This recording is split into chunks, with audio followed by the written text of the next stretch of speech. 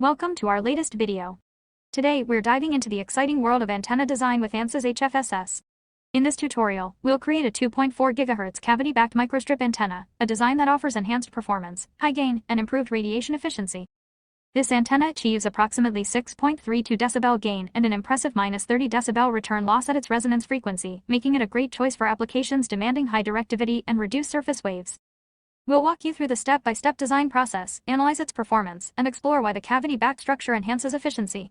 And that wraps up our tutorial. If you found this video helpful, hit that like button, share it with fellow engineers, and subscribe for more advanced antenna design content. Have questions or suggestions for future videos? Drop them in the comments. Stay tuned for more exciting projects, and thanks for watching.